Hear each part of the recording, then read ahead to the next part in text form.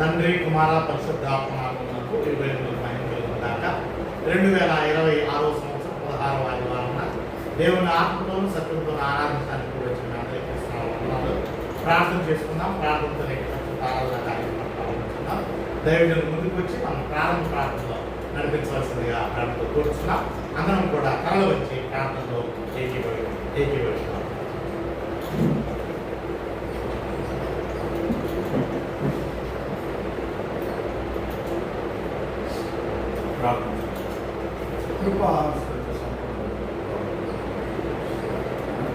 దీవెనకరమైన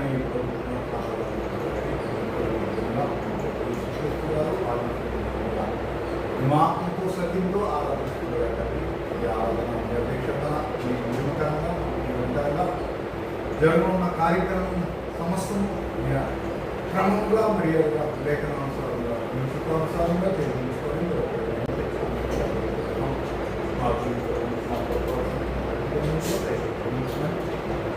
ఈ సన్నిధిని ఆశతో పాత్ర సకాలంలో ఈ సన్నిధిలో ఈ దినములతో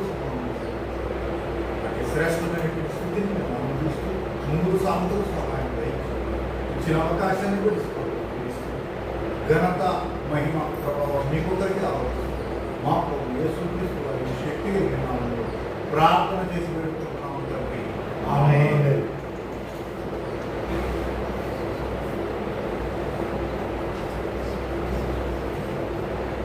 ఈ యొక్క సమయంలో దేవుని నామాన్ని పాటల పాటు ద్వారా దేవుని మనం ఆరాధన చేద్దాం.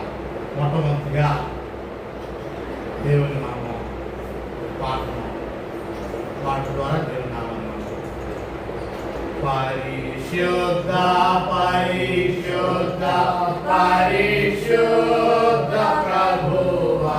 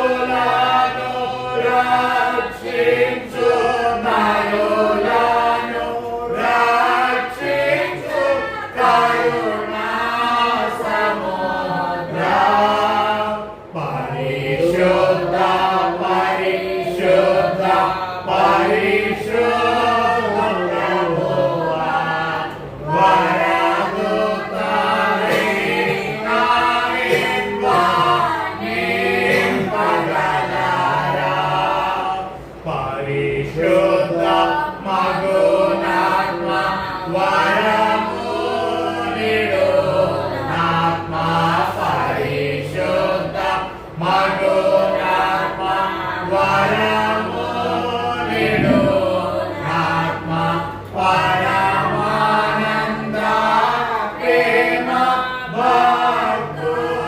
భక్తులకిడు మా పరమానంద ప్రేమ పరమానంద ప్రేమ పరమానంద ప్రేమ భక్తులకిడు మా పరిశుద్ధ పరిశుద్ధ పరిశుద్ధ ప్రభువా వరదూతలైనాని వర్ణింపగలరా భజన కాకు మాయాత్మలను దేవా జన కాకు మాయాత్మలను దేవా గణ మహిమా చెల్లును గణరాణిత్యముగా గణ మహిమా చెల్లును గణ మహిమా చెల్లును గణ మహిమా చెల్లును గణరాణిత్యముగా పరిశుద్ధ పరిశుద్ధ పరిశుద్ధ ప్రభువా వరదూతలైనాని వర్ణింపగలరా రెండవ పాట కూడా పాడు ద్వారా దేవుని నామమును ఆరాధించాలి. అందరూ నన్ను విడిచినా నీవు నన్ను విడువనంటివి అందరూ నన్ను విడిచినా నీవు నన్ను విడువనంటివి నా తల్లియు నీవే నా తండ్రియు నీవే నా తల్లి తండ్రి నీవే యేసయ్యా నా తల్లియు నీవే నా తండ్రియు నీవే నా తల్లి తండ్రి నీవే యేసయ్యా వ్యాధులు నన్ను ముట్టినా బాధలు నన్ను చుట్టినా వ్యాధులు నన్ను ముట్టినా బాధలు నన్ను చుట్టినా నా కొండయు నీవే నా కోటయు నీవే నా కొండ కోట నీవే యేసయ్యా నా కొండయు నీవే నా కోటయు నీవే నా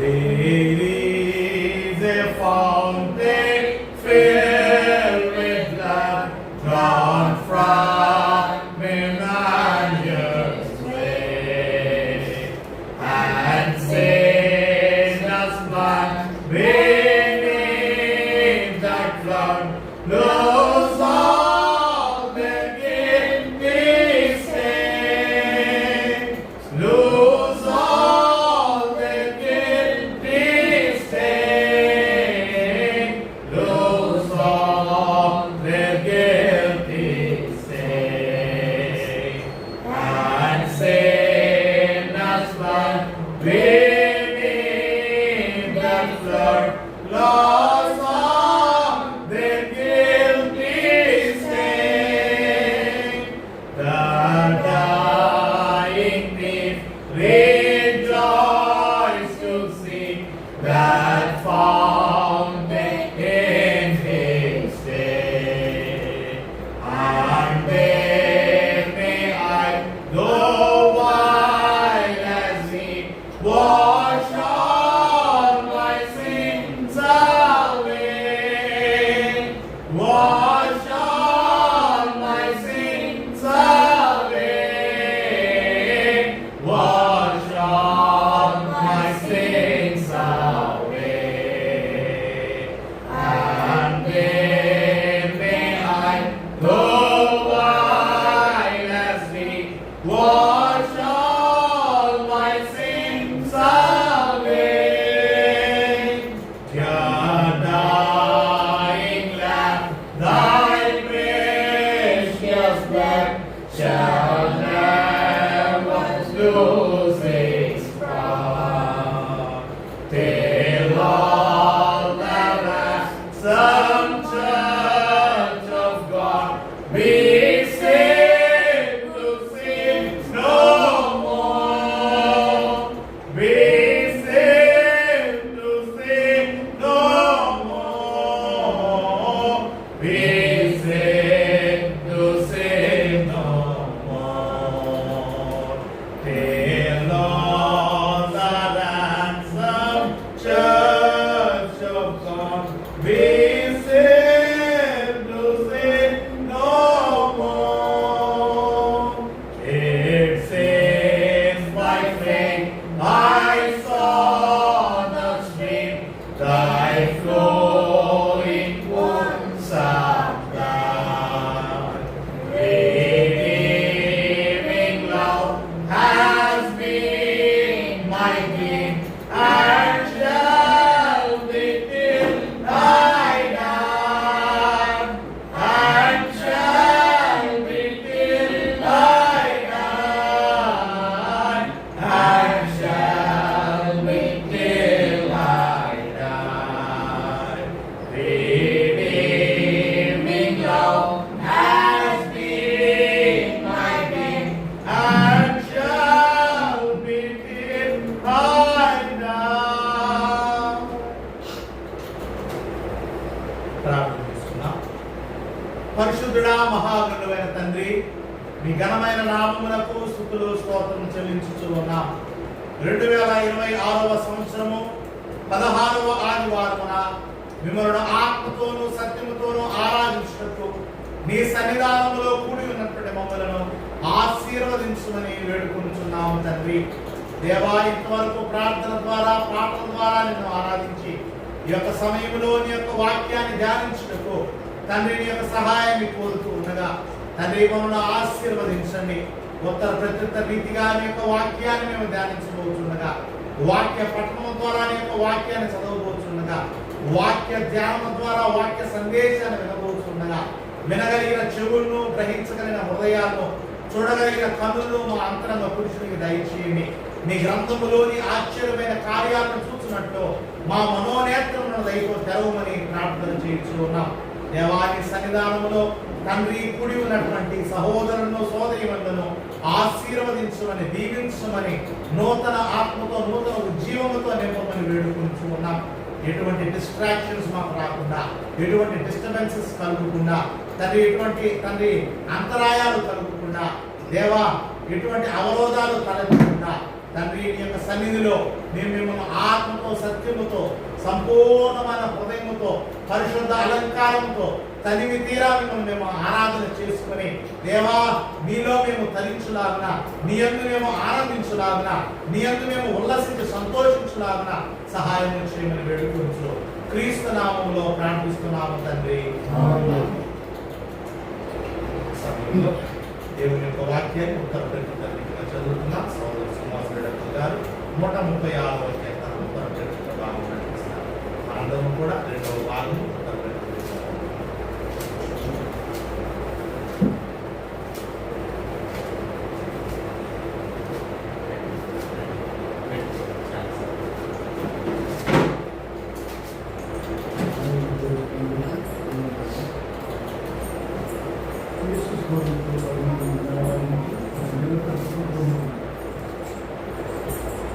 యెహోవా దయాళుడు, ఆయన కృతజ్ఞతాస్తుతులు చెల్లించుడు.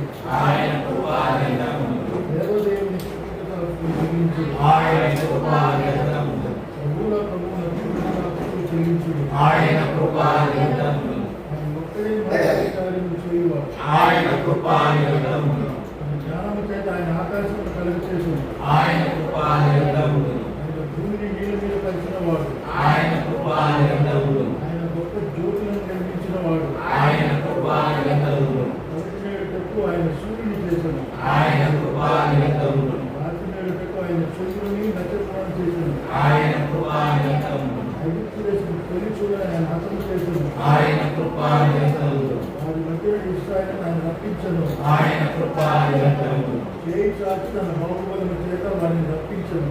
ఆయన కృపానిధనములు పెద్ద సముద్రమును ఆయన పాయలుగా చీల్చెను. ఆయన కృపానిధనములు ఆయన ఇశ్రాయేలును దాని నడుమ దాటిపోజేసెను. ఆయన కృపానిధనములు పదవును అతని సైన్యమును ఎర్ర సముద్రములో ఆయన ముంచివేసెను. ఆయన కృపానిధనములు అరణ్య మార్గమును ఆయన తన ప్రజలను తోడుకొని వచ్చెను. ఆయన కృపానిధనములు గొప్ప రాజులను ఆయన హతము చేసెను. ఆయన కృపానిధనములు ప్రసిద్ధి నొందిన రాజులను ఆయన హతము చేసెను. ఆయన కృపానిధనములు అమోరీయ రాజైన సీహోనును ఆయన హతము చేసెను. ఆయన కృపానిధనములు బాషాను రాజైన ఓగును ఆయన హతము చేసెను. ఆయన కృపానిధనములు ఆయన వారి దేశమును మన స్వాస్థ్యమును అప్పగించెను. ఆయన కృపానిధనములు మన సేవకుడైన ఇశ్రాయేలునకు దాని స్వాస్థ్యమును అప్పగించెను. ఆయన కృపానిధనములు మనము దీనదశలో ఉన్నప్పుడు ఆయన మనల్ని జ్ఞాపకం చేసుకొనెను. ఆయన కృపానిధనములు మన శత్రువుల చేతిలో నుండి మనల్ని విడిపించెను. ఆయన కృపానిధనములు సమస్త జీవులకు ఆయన ఆహారం ఇచ్చుచున్నాడు.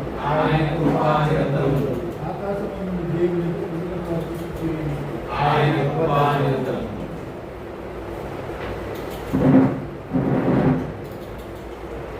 నేటి పరిశుద్ధ దినమంటే ఏర్పాటు చేయబడిన లేఖన భాగము మత్తయి సువార్త 5వ అధ్యాయం 1 నుండి 12వ వచనం వరకు ఉన్నటువంటి లేఖన భాగాన్ని సహోదరులు ప్రొక్తేజ చదివించవలసిందిగా ప్రభుత్వం.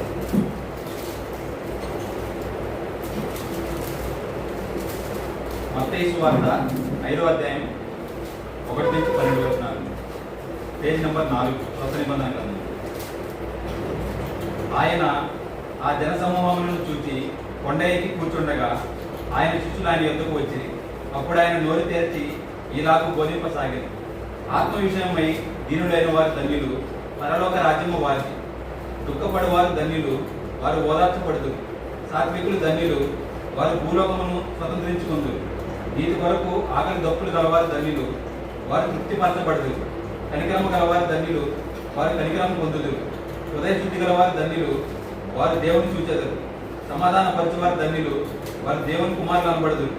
నీతి నిమిత్తము హింసింపబడవారు ధన్యులు, పరలోక రాజ్యము వారిది.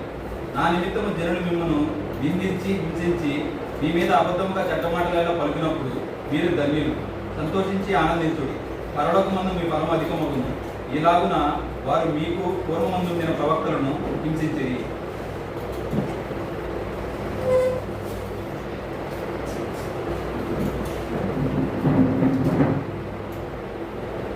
నీ వాక్యము నా పాదములకు దీపము దీపము నా త్రోవకు వెలుగై వెలుగై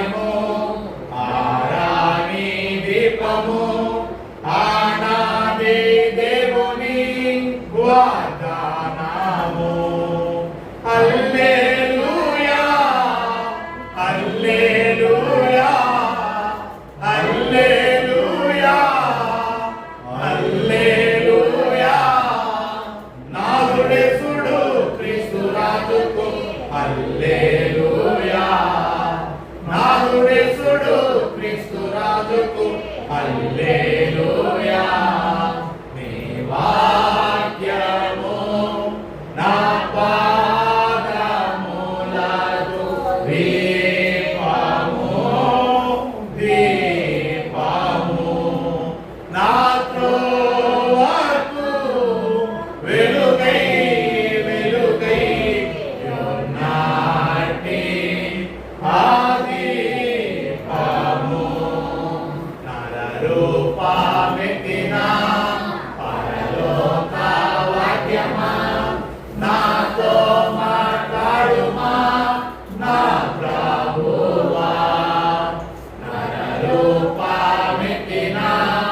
పరలోక వాక్యమా నాతో మాట్లాడుమా నా ప్రభువా హల్లెలూయా హల్లెలూయా హల్లెలూయా హల్లెలూయా నాదుడేసుడు క్రీస్తు రాజుకు హల్లెలూయా నాదుడేసుడు క్రీస్తు రాజుకు హల్లెలూయా నీ వాక్యము నా పాదములకు దీపము దీపము నా త్రోవకు వెలుగై వెలుగై యున్నాటి ఆ దీపము. తండ్రి కుమార పరిశుద్ధాత్మ నామమున ఇరువైపులకు మహిమ కలుగును గాక. 2026వ సంవత్సరం 16వ ఆదివారమున దేవునిని ఆత్మతోనూ సత్యంతోనూ ఆరాధించడానికి గురి వచ్చినటువంటి నా ప్రియ సహోదరి సహోదరులందరికీ క్రీస్తు నామమున శుభాభివందనాలు తెలియజేస్తున్నాను. ప్రియమైనటువంటి దేవుని బిడ్డలారా, గత వారం మనం మత్తయి సువార్త 4వ అధ్యాయంలో నుండి యేసుక్రీస్తు వారు 40 రోజులు ఉపవాసం చేశాడు. ఆ ఉపవాసం చేసిన తర్వాత సాతాను అతను యేసుని ఎదుర్కొని 3 శోధనలకు లోను చేసినప్పుడు ఆ 3 శోధనలను కూడా యేసు ప్రభు జయించినట్టు మనం చూస్తున్నాం. ఆ శోధనను జయించినటువంటి యేసుక్రీస్తు ప్రభు వారు ఇప్పుడు ఆయన జీవితంలో భూమి మీద మనిషిగా ఆయన అవతరించిన తర్వాత మొదటి ప్రసంగాన్ని ఆయన చేస్తున్నాడు. తర్వాత ఎన్నో ప్రసంగాలు చేశాడు. ఎన్ని ప్రసంగాలు చేశాడంటే యోహాను సువార్త చివరి అధ్యాయం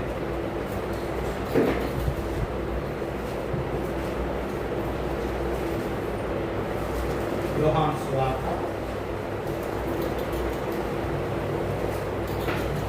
21వ అధ్యాయము 25వ యోహాను సువార్త 21:25 యేసు చేసిన కార్యములు ఇంకను అనేకములు కలవు, వాటిలో ప్రతిదానిని వివరించి వ్రాసిన ఎడల ఈ అట్లు వ్రాయబడిన గ్రంథములకు భూలోకమైనను సారదని నాకు తోచుతున్నది. 3.5 సంవత్సరాల సమయంలో యేసు చేసిన కార్యాలంట వ్రాస్తే భూలోకమైనను సరిపోదంట. అన్ని గొప్ప కార్యాలు చేశాడు యేసు ప్రభు. ఈ బైబిల్ గ్రంథంలో మనకు చెప్పినటువంటి కార్యాలు ఏంటి? చాలా, కొన్ని కన్నా ఇంకా తక్కువ. ఇంకా అసలు ఏంటంటే పాయింట్ అంటాం కదా, అటువంటి అన్నమాట. అంటే చూడండి, యేసు చేసిన కార్యములు ఇంకను అనేకములు కలవు. There are many other things with Jesus did. ప్రతిదానిని if I suppose to write one by word, one after every one, ప్రతిదీ రాసిన ఎడల అట్లు వ్రాయబడిన గ్రంథములకు భూలోకమైనను సాలదని నాకు తెలుసు. ఎంత అద్భుతమైన కార్యాలు యేసు ప్రభు చేసిన కార్యాలు అనేకాలు ఉన్నాయి. వాటికే స్థలం చాలు. ఇంకా మనకెక్కడ ఉంటుంది స్థలం భూమి మీద? అంటే అన్ని కార్యాలు చేసుకోవాలి. కొంతమంది అంటారు యేసు ప్రభు జీవితము అతి స్వల్పమైనది అంటారు. ఇట్ మే బి అది కొద్ది కాలమై ఉండొచ్చు.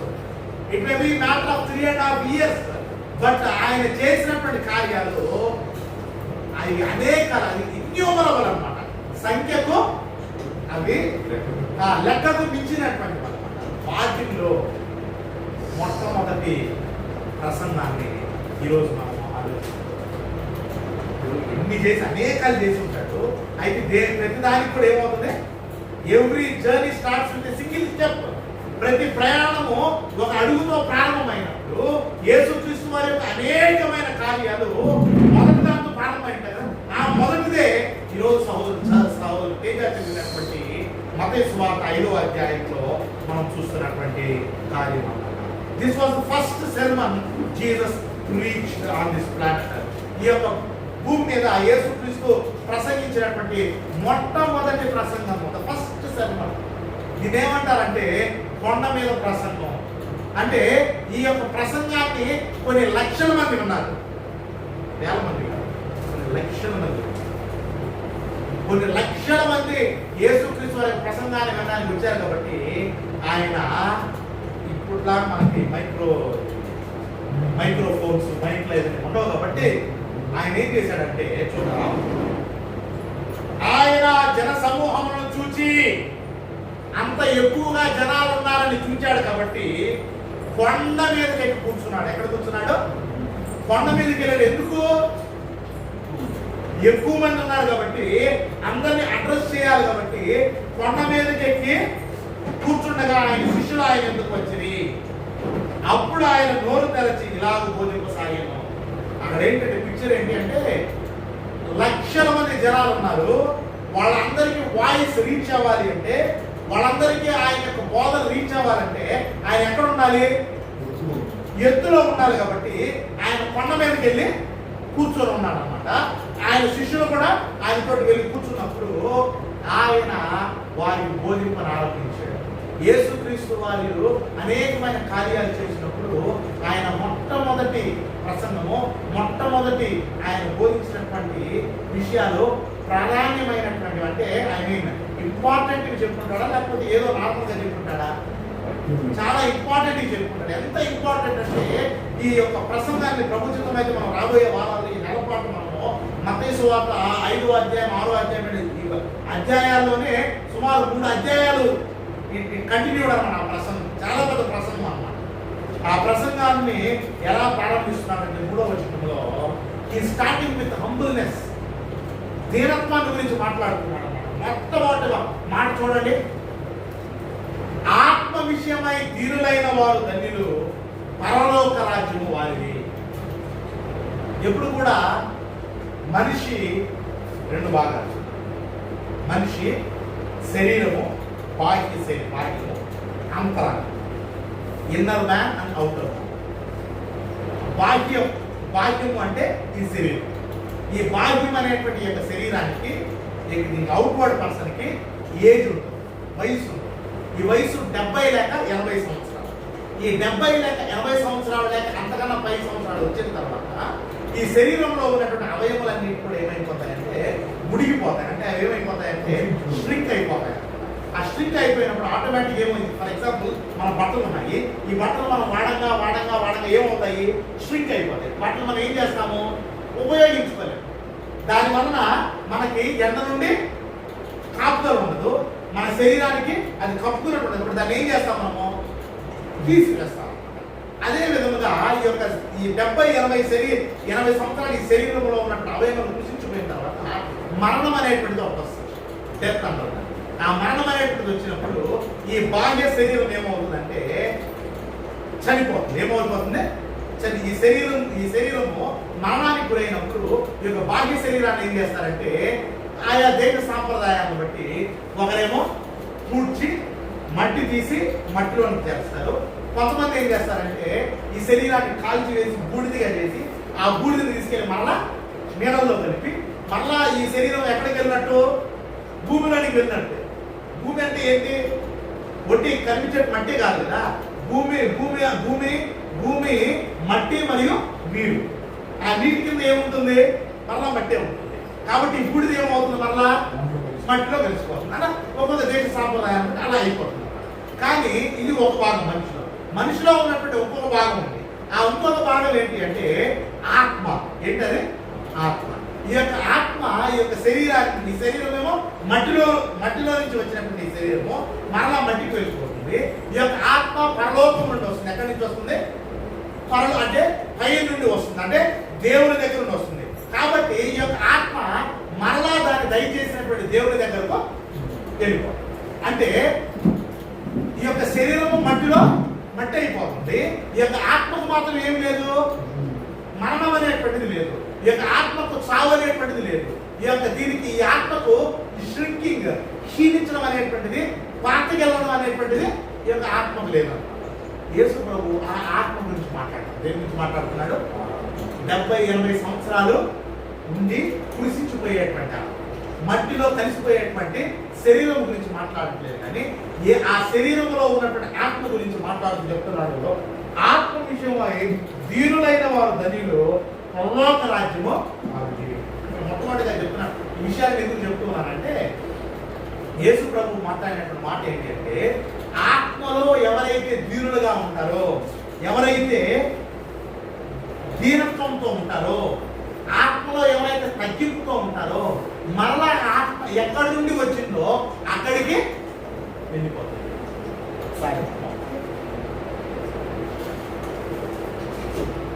ప్రసంగి గ్రంథము అనేకసారి చదివించాలని చెప్తాను, మరొకసారి చదువుదాము. ప్రసంగి గ్రంథము 12వ అధ్యాయం.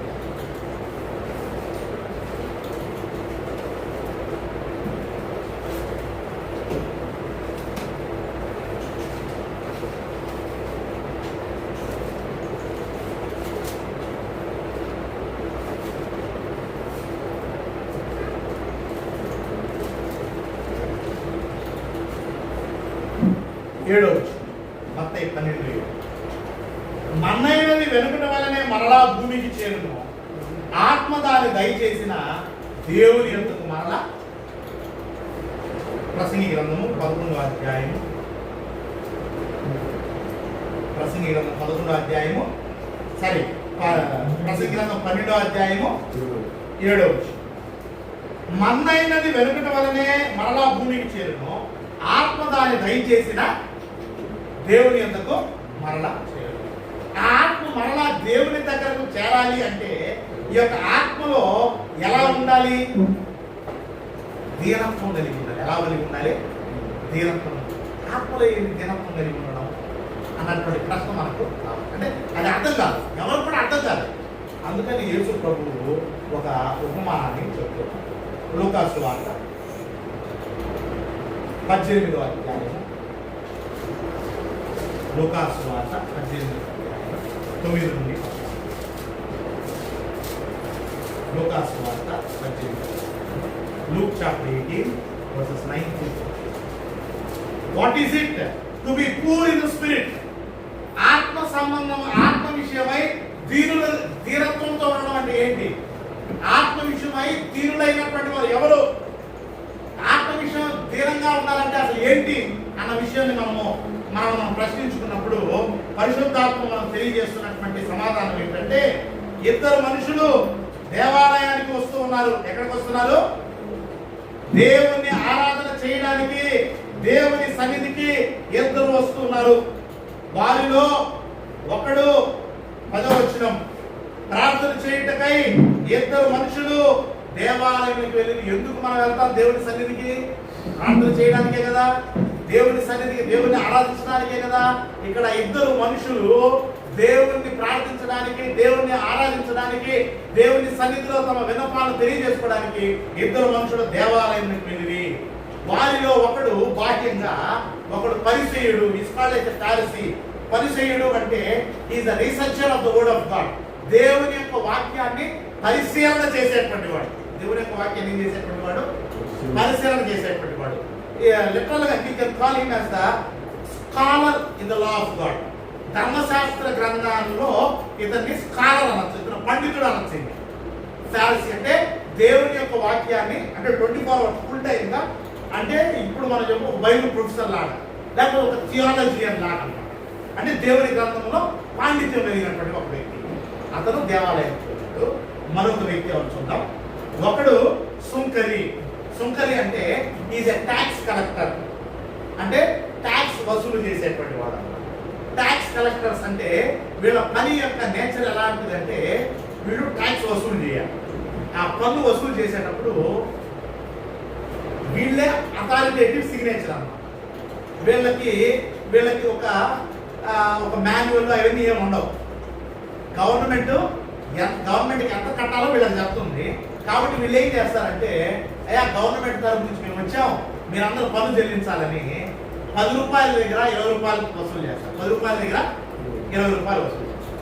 10 రూపాయలు గవర్నమెంట్కి ఇస్తారు, 20 రూపాయలు మిగిలిన 10 రూపాయలు ఏం చేస్తారు, వీళ్ళు పెట్టుకుంటారు. ఎక్కడ కూడా మనం చూస్తున్నాం ట్యాక్స్ డిపార్ట్మెంట్, ఈ ట్యాక్స్ ఇప్పుడు కాదు, భూమి పుట్టినది మొదలుకొని ఈ పన్ను శాఖలో పన్నులు వసూలు చేసేటువంటి వారందరూ కూడా లంచాలు తీసుకునేటువంటి వారుగా ఉంటారు. వాళ్ళని వాళ్ళ కుటుంబ సభ్యులు కూడా సరిగ్గా గౌరవించరు, సమాజం గౌరవించదు. ఎందుకంటే వాళ్ళు తప్పుడు సొమ్మును తప్పుగా డబ్బును సంపాదిస్తున్నారు. అది ఎప్పటి నుంచో. కాబట్టి ట్యాక్స్ కలెక్టర్ అది ఎటువంటి రకమైనటువంటి పన్నైనా సరే ఈ సుంకపు వసూలుదారుడుగా ఉన్నటువంటి ఈ సుంకరి ఎవరికైనా ఎవరు కావాలి, దేవుడు కావాలి. ఎవరికైనా ఎవరు కావాలి, దేవుని వాక్యంలో పండితుడుగా ఉన్నటువంటి ఆయనకి దేవాలయం కావాలి. పాపం చేసి డబ్బులు సంపాదించేటువంటి సుంకరి అంటే ఇతనేమి చదువుకునేడేం కాదు, చదువుకుంటాడు. చదువుకొని మంచి చదువు ఉంటేనే ఈ ఉద్యోగం వస్తుంది కదా. చదువు ఉంది, తర్వాత ఉద్యోగం ఉంది, అది ప్రభుత్వ ఉద్యోగం అన్నమాట. ప్రభుత్వ ఉద్యోగం ఉంది. రోమన్ గవర్నమెంట్లో ట్యాక్స్ కలెక్టర్ అంటే చాలా గొప్ప గౌరవంతో ఉన్నటువంటి కోర్సు అన్నమాట. కాబట్టి అతనికి దేవుడు కావాలి. ఎవరు కావాలి, ఎటువంటి వాడు కానీ దేవుడు కావాలి. కాబట్టి దేవాలయానికి వచ్చారు. ఇద్దరు వచ్చి ప్రార్థన చేస్తారు. ఎలా ప్రార్థన చేస్తారో చూద్దాం.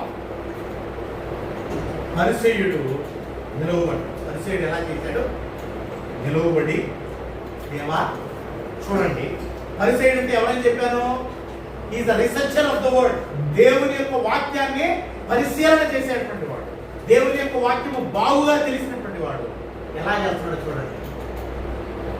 దేవా నేను చోరులు అంటే దొంగ, తర్వాత అన్యాయస్తులను, వ్యభిచారులనైనా ఇతర మనుషుల వారినైనను ఏం చేస్తున్నాడు ఈయన, దేవ జస్ట్ అడ్రస్ దేవా, దొంగ కాదు, అన్యాయస్తుడు కాదు, తర్వాత వ్యభిచారం ఇతర మనుషుల వారినైనను కాదు. నా పక్కన నిలబడుతున్నాడు చూడండి.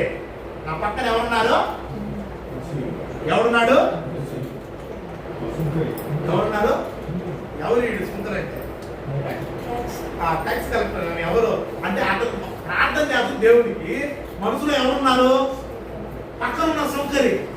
వీడి వల్లే నేను లంచగొట్టిన కూడా కాదు, నేను అన్యాయంగా డబ్బులు సంపాదించట్లేదు అని చెప్పి ఉన్నందుకు నీకు కృతజ్ఞతావస్తులు చెల్లిస్తున్నాను.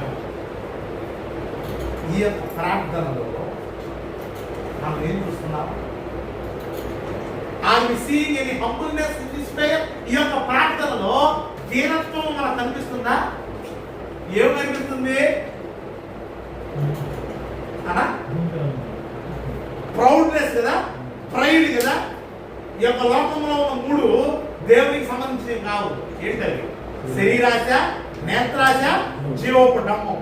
ఈ యొక్క ప్రార్థనలో డమ్మము, ప్రైడ్నెస్, గర్వము, అహంకారం మనకు కనిపిస్తుందా, దీనత్వం కనిపిస్తుందా, అహంకారం కనిపిస్తుంది, దమ్మము కనిపిస్తుంది. దేవుని ఎదుట దేవాలయంలోకి వచ్చినటువంటి వ్యక్తి ఇలా ఉండొచ్చా? మన మనస్సాక్షి చెప్తున్నా అలా ఉండకూడదండి. ఏమంటున్నాడంటే, అయ్యా నేను దొంగను కాదు. God doesn't know that we are not robbers. మనము దొంగతనం చేస్తున్నావా మంచివాళ్ళని దేవుడికి తెలియదా? దేవుడికి అన్నీ తెలుసు. మనము అన్యాయం చేస్తున్నామా న్యాయంగా చేస్తున్నా దేవుడికి తెలియదా? మనము వ్యభిచారమా లేకపోతే మంచి వాళ్ళమా దేవుడికి తెలియదా? మనము సుంకర లాంటి వాళ్ళమా, మంచి సొంత వసూలు చేసే లాంటి వాళ్ళమా, మంచి వాళ్ళమా దేవుడికి తెలియదా? మన దేవుడికి చెప్పాలా? కానీ ఏం చేస్తున్నాడు, సర్వింగ్ ఆయన ఏమంటారంటే omniscient God, we serve an all knowing God. సర్వజ్ఞాని. మన దేవుడు ఎవరు, సర్వజ్ఞాని అను దేవుడు. ఆయన సర్వము ఎరుక అన్నమాట. ఆయన సమస్తం ఎరిగినటువంటి దేవుడికి ఏం చేస్తున్నాడంటే trying to establish self righteousness. ఆయన తన స్వనీతిని స్థాపన గుర్తుంటున్నాడు. ఈ వ్యక్తి ప్రార్థనలో ఏముంది? ఈ యొక్క వ్యక్తి ప్రార్థనలో అహంకారం, గర్వము, దమ్మం ఉంది. రెండవది తన స్వనీతిని, నేనే మంచోడిని, నేనే యథార్థవంతుడిని, నేనే మిస్టర్ పర్ఫెక్ట్ అని చెప్పుకోవడానికి ట్రై చేస్తాడు. ఎవరి దగ్గర? దేవుడు అన్నీ తెలిసినటువంటి దేవుడు చూస్తున్నాడు. ఓహో, నీ ప్రార్థన ఎలా ఉందా, సరే అని చెప్పి తర్వాత కింద చూస్తున్నాము. అయితే సుంకరి, ఎవరి సుంకరి? తప్పు చేసినటువంటి సుంకరి, పాపం చేసినటువంటి సుంకరి ఎక్కడున్నాడు? ఎక్కడున్నాడు? 13వ వచనం. దేవుని సన్నిధికి రావడానికి కూడా భయం వేస్తుంది. దేవుని సన్నిధికి రావడానికి ఏం వేస్తుంది? భయం వేస్తుంది. ఎందుకు భయం? ఏం చేశాడు? నేను పొరపాటు చేశాను, నేను తప్పు చేశాను, కాబట్టి నేను దేవుని సన్నిధికి ధైర్యంగా వెళ్ళేటువంటి ఆ అర్హత కూడా నాకు లేదు అని దూరంగా నిలబడి ఏం చేస్తున్నాడో చూడండి. సారీ 12వ వచనంలో ఒక ఇంపార్టెంట్, సారీ మనం దాన్ని జంప్ అయిపోయాము. 12వ వచనంలో పరిశీలి ప్రార్థన ఇంకా కంప్లీట్ కావాలి. మీరు నాకు చెప్పాలి కదా. 12వ వచనంలో వారమునకు 2 మారులు ఉపవాసం చేస్తారంట. ఈయన ఏం చేస్తారంట? వారానికి 2 సార్లు ఉపవాసం చేస్తారు. తర్వాత చూడండి, నా సంపాదన అంతటిలో 10వ వంతు చెల్లించుతున్నానని తనలో తాను ప్రార్థించుచుండెను. ఏం చేస్తున్నాడంట? నేను దొంగను కాదు, అన్యాయస్తుడు కాదు, ఇతర మనుషుల వల్లే నేను వ్యభిచారి, తర్వాత ఇటువంటి సుంకర లాంటి కూడా కాదు. తర్వాత ఏం చేస్తున్నాడు?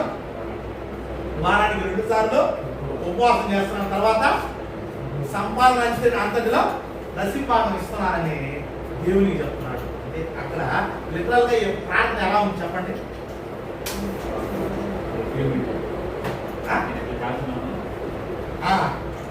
అంటే గొప్పలు చెప్పుకోవడానికి వచ్చినట్టు ఉంది దేవుని సన్నిధికి. నేను నీతిమంతున్నాయా? నేను నీతిమంతు. ఇక్కడ ఎక్కడైనా దేవాన్ని కృప, దేవాన్ని దయ, దేవాన్ని సహాయము, దేవాన్ని కటాక్షమని దేవుడు చేసింది ఏదైనా ఆయన చెప్తున్నాడా? ఏమి? అయ్యా నేను దొంగని కాదు, నేను చెడ్డోడిని కాదు, నేను మంచోడిని, నేను ఉపవాసం ఉన్నాను, నేను నీకు ఇస్తున్నాను అంటే దేవుడు నువ్వు నాకు ఇచ్చింది ఏమి లేదు. అయ్యా నువ్వు నాకు సహాయం చేస్తున్నావు, నేను ఇలా ఉన్నానని దేవునికి చెప్పట్లా. నేను అంటూ ఉన్నాడు. అయితే సుంకరి దూరంగా నిలుచుండి ఏం ప్రార్థన చేస్తున్నాను చూడండి. ఆకాశము వైపు కన్నులెత్తుటకైనను ధైర్యము చాలక, ఆకాశం అంటే కళ్ళు మూసుకొని తల పైకి ఎత్తడానికి, దేవా అని తల పైకి ఎత్తి ప్రార్థన కూడా చేయకుండా ఏం చేస్తున్నాడు? రొమ్ము కొట్టుకుంటూ, దేవా పాపినైన నన్ను కరుణించు, నేను ఎవరిని? అయ్యా నేను చెప్పుకునేది ఏమీ లేదయ్యా అని ఎప్పుడు కొట్టుకుంటాం? రొమ్ము ఎప్పుడు కొట్టుకుంటాం? ఎంత బాధతో ఉన్నప్పుడు అంటే అతనిలో బాధ అంత ఎక్కువగా ఉంది. రొమ్ము కొట్టుకొనుచు, దేవా పాపినైన నన్ను ఏంటి కరుణించుమని తనలో తాను ప్రార్థించున్నాడు. ఇద్దరు దేవుని సన్నిధిలో ఉన్నారు, ఇద్దరు దేవునికి ప్రార్థన చేస్తున్నారు. ఒకనిలో ఏముంది? అహంకారము, గర్వము, డంబము ఉంది. మరొక వ్యక్తిలో ఏముంది? ఆ వ్యక్తి జీవితంలో పాపం ఉందా? పరిసైడ్ అనేటువంటి వ్యక్తి జీవితంలో పాపం ఉందా? పాపం ఏమన్నా లేదు. అన్యాయస్తుడు కాదు, అతను చెప్పి నిజమే. అతను దేవుని వాక్యాన్ని చదివేటువంటి వాడు, అతను దేవుని వాక్యంలో పండితుడు కాబట్టి దొంగతనం చేయడు, అన్యాయం చేయడు, వ్యభిచారం చేయడు, తర్వాత సుంకరలాగా అడిగి ఇతరుల సొమ్మును ఆశించడు. వారానికి 2 రోజులు ఉపవాసం చేస్తాడు, నిష్టగా ఉన్నాడు, దశంభాగం దేవునికి కానుకలు ఇస్తున్నాడు. అతని జీవితంలో పాపం ఉందా? పాపం ఏమిటి? నీకే ఉంది. ఇతని జీవితంలో ఏముంది? అతని జీవితం అంతా పాపమే. ఎంత పాపం అంటే రొమ్ము కొట్టుకోవచ్చు, దేవా నా జీవితమే పాపము, నేను పాపిని, నన్ను క్షమించు అని అడిగేటువంటి స్థితిలో ఆయన ఉన్నాడు. ఇతనిలో పాపం లేదు, ఇతనిలో పాపం.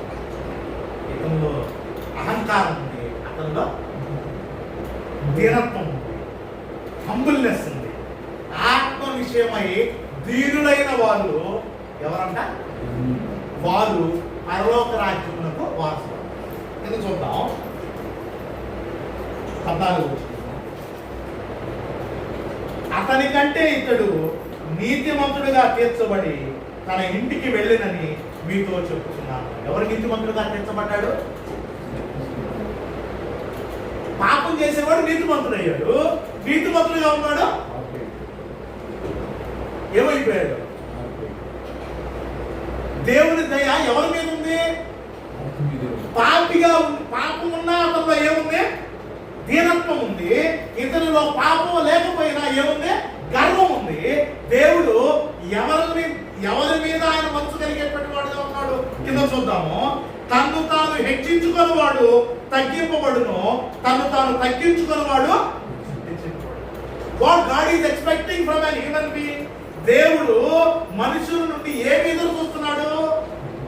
పాపం ఉన్నా పర్వాలేదు, ఆ పాపాన్ని తీసివేసే శక్తి నా రక్తానికి ఉంది, శక్తి నాకుంది. కాబట్టి నీలో ఏముండాలి? తగ్గింపు ఉండాలి. నీలో పాపము లేకపోయినా ఇన్ని నీతి కార్యాలు ఉన్నా ఆ నీతి కార్యాలన్నీ ఏమైపోయినాయి? గర్వాన్ని బట్టి పాపంగా మారిపోయింది. అన్యాయం చేయలా, పాపం చేయలా, ఉపవాసం చేశాడు, దశంభాగం ఇచ్చాడు. కానీ అవన్నీ దేవుడు ఏం చేశాడు? పరిగణించాడా?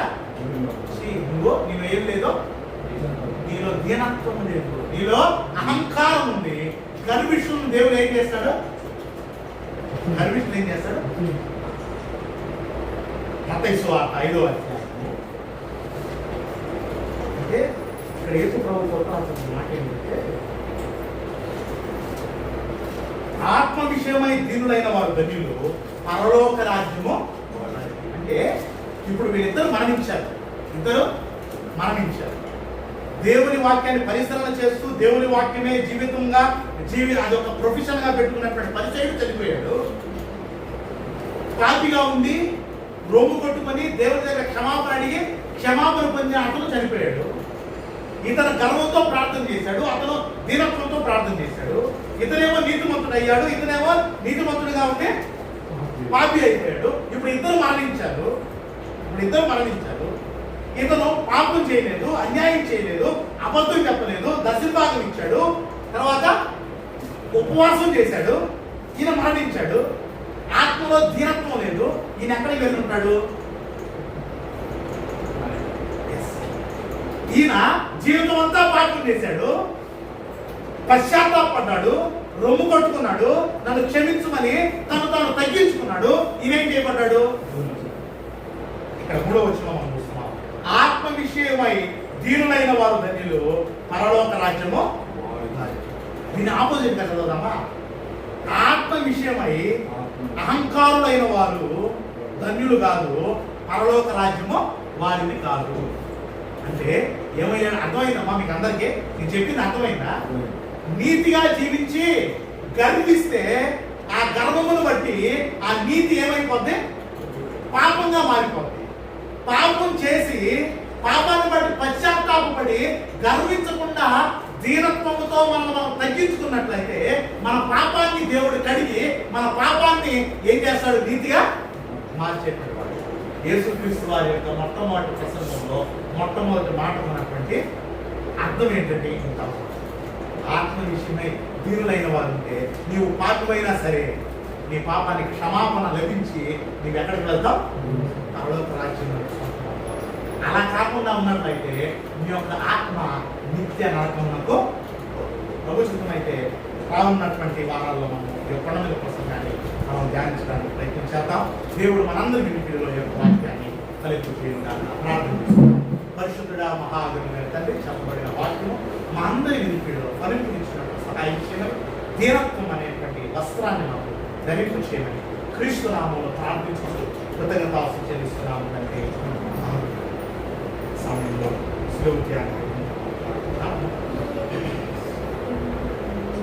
సిలువలో ఆ సిలువలో ఆ ఘోర కల్వరిలో తులువన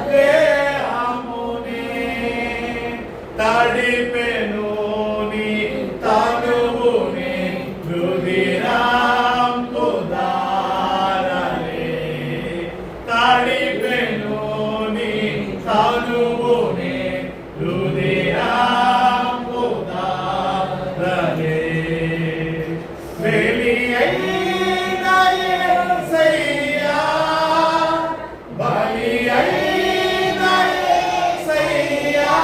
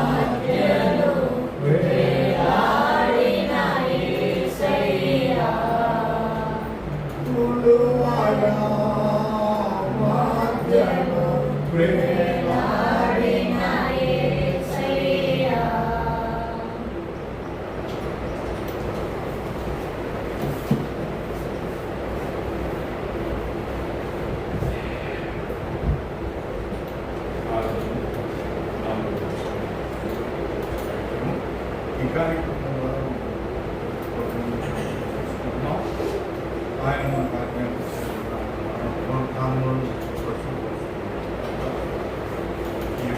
ఈ కార్యక్రమంలో తీసుకున్నాం పశ్చాత్తాపడదాం ఈ పరిశుభ్రమైనటువంటి కార్యక్రమంలో నీతి చేసి దేవుని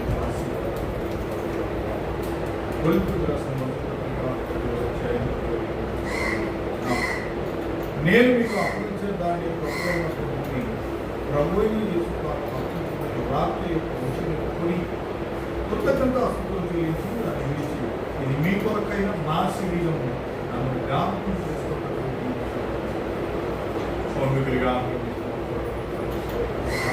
దేవుని వచ్చారు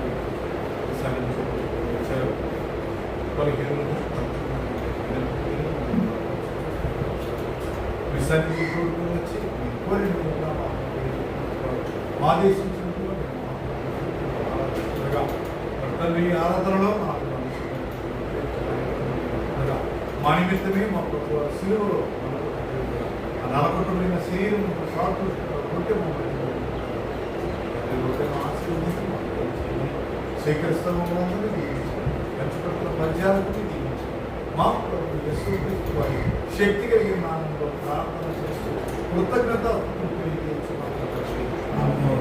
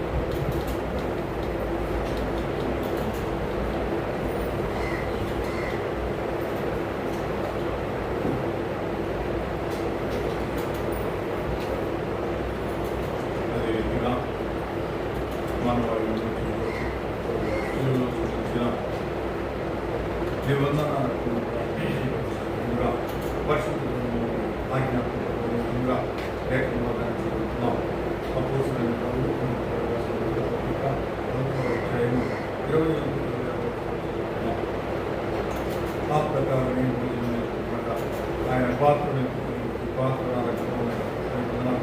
మీరు దీనిలో నన్ను జ్ఞాపకం చేసుకుంటే మీరు ఈ పాత్రలో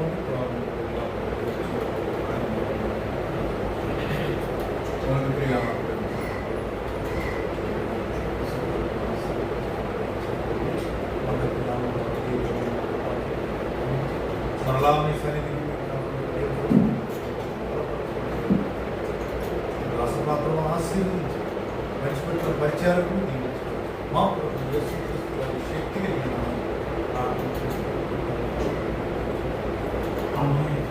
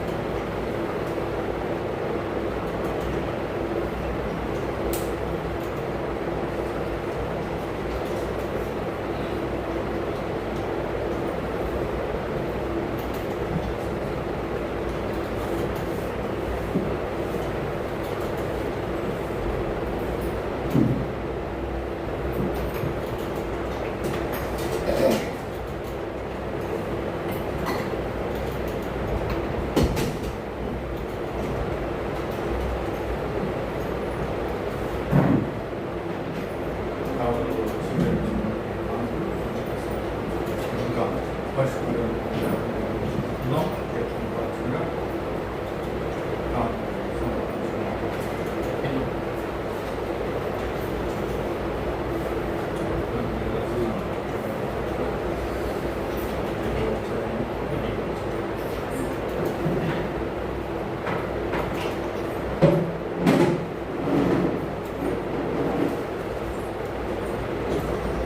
మొదట ఒక సిద్ధమైన మనసు కలిగి ఉండే శక్తిని మించి కాదు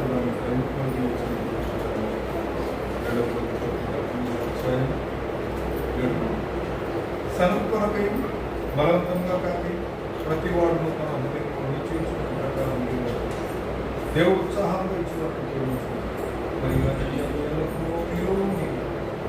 సర్వసమృద్ధి గల వారి సమస్త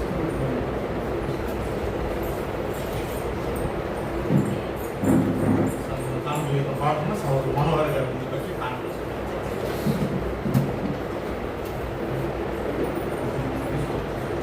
నాదంటూ లోకాన ఏది లేదయ్యా, ఒకవేళ ఉందంటే నీవిచ్చినదే ప్రభువా.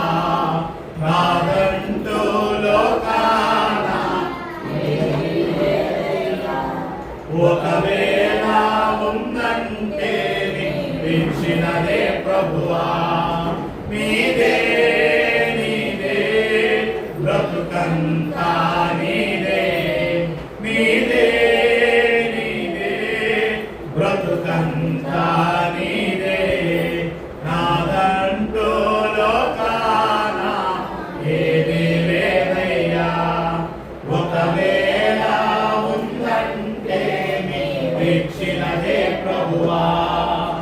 నాకు ఉన్న సామర్థ్యం, నాకు ఉన్న సౌకర్యం, నాకు ఉన్న సౌభాగ్యం, నాకు ఉన్న సంతానం, నాకు ఉన్న సామర్థ్యం, నాకు ఉన్న సౌకర్యం, నాకు ఉన్న సౌభాగ్యం, నాకు ఉన్న సంతానం, ఆరగించే ఆహారం, అనుభవించే ఆరోగ్యం, ఆరగించే ఆహారం, అనుభవించే ఆరోగ్యం కేవలం నీవేనయ్యా, కేవలం నీవేనయ్యా. నాదంటూ లోకాన ఏది లేదయ్యా, ఒకవేళ ఉందంటే నీవిచ్చినదే ప్రభువా. నాకు ఉన్న ఈ బలం, నాకు ఉన్న ఈ పొలం, త్రాగుచున్న ఈ జలం, నిలువ నీడ ఈ గృహం, నాకు ఉన్న ఈ బలం, నాకు ఉన్న ఈ పొలం, త్రాగుచున్న ఈ జలం, నిలువ నీడ ఈ గృహం, నిలిచి ఉన్న ఈ స్థలం, బ్రతుకుచున్న ప్రతి క్షణం, నిలిచి ఉన్న ఈ స్థలం, బ్రతుకుచున్న ప్రతి క్షణం కేవలం నీవేనయ్యా, కేవలం నీ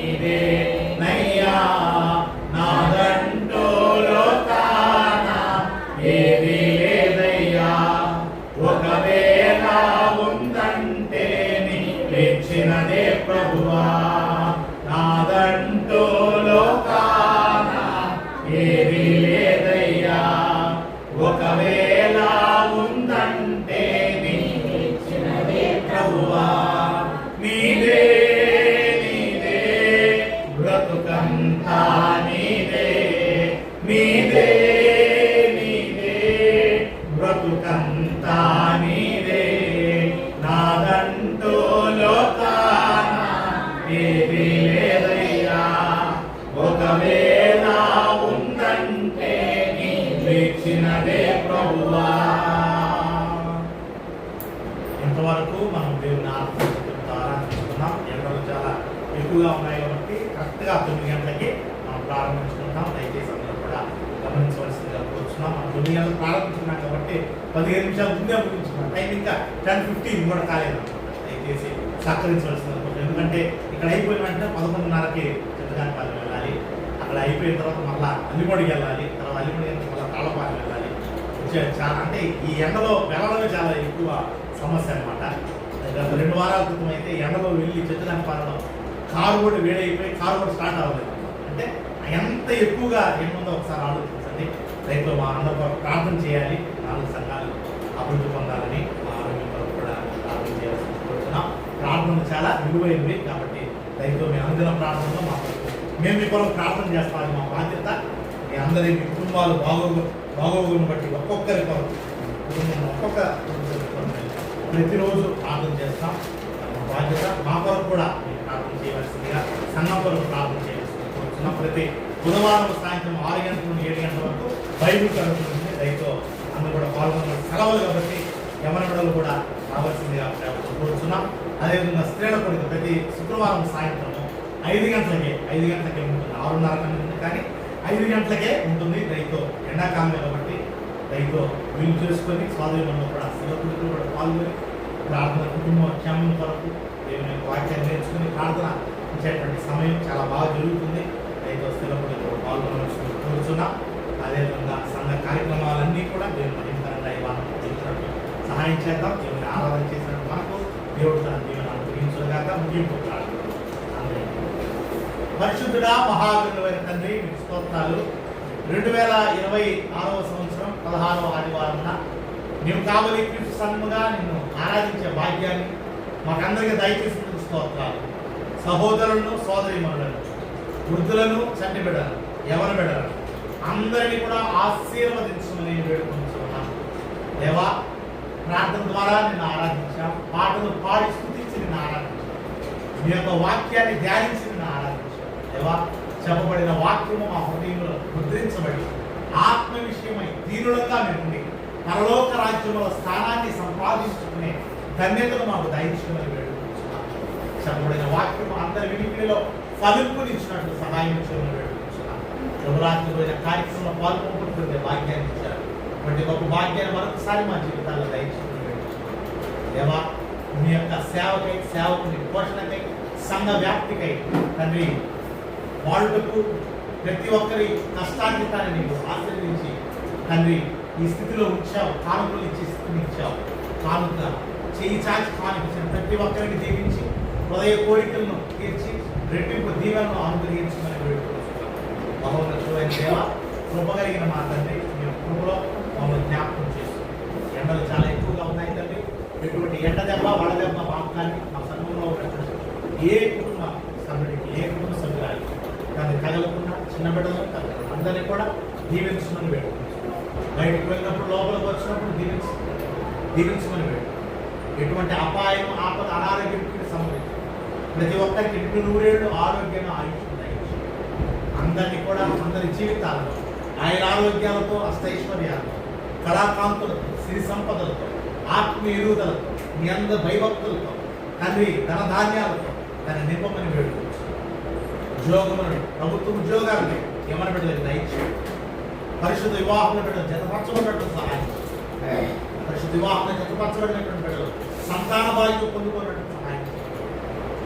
దేవా, కుటుంబాలు అవసరం అక్కరలు అనారోగ్యాలు ఇక దేవుడి విప్పి ప్రతి ఒక్క హృదయ కోరికని తీర్చి సంతోషాన్ని సమృద్ధిని బిడ్డలకు దయచేయండి. అనుదిన ఆహారాన్ని దయచేయండి. సమృద్ధిగా నీటిని దయచేయండి. ఆరోగ్యాన్ని శరీరంలో ఆత్మలో దయచేయండి. మీ పట్ల ఉన్న విశ్వాసం, భయము, భక్తి, విధేయత భావాలు అభివృద్ధి పరిస్థితి నేటి పరిశుద్ధ ఆరాధన కార్యక్రమ దీవెనతో స్థానిక సంఘంలో ఉన్నట్టు ప్రతి బిడ్డను దీవించారు. వారైపోయిన వారిని క్షమించి మన ఒక తరుణాన్ని వారిని దయచేయండి. చుట్టుగాలిపాలెంలో మల్లిపడులు కాలపాలెం ఈరోజు ఇంకా జరగని ఆరాధన నిమాంతంగా జరుగుతున్నట్టు సహాయం సేవకులకు బయటకు వెలుచుండగా క్షేమాన్ని భద్రతను ఇప్పుడు దయచేయండి. భారమతంలో లోకంలో ఉండొచ్చు. దేవా శరీరాశ నెట్రాశ జీవప్రదనాడు జోలికి కూడా వెళ్ళకూడదు. పరిశుద్ధంగా పవిత్రమైన హృదయం కలిగి నీకు తండ్రి మహిమకరమైన జీవితాలు మేము జీవించి నీ కరుణా కటాక్షమును సొంతం చేసుకున్నట్టు సహాయం చేయండి. అందరి మీద మీ కృప సమృద్ధిగా కుమరించుకొని యేసు క్రీస్తు వారి నామంలో ప్రార్థన చేస్తున్నాము తండ్రి. తండ్రి దేవుని ప్రేమ ప్రభు యేసు క్రీస్తు కృప పరిశుద్ధాత్మిక అన్యాయ సహవాసం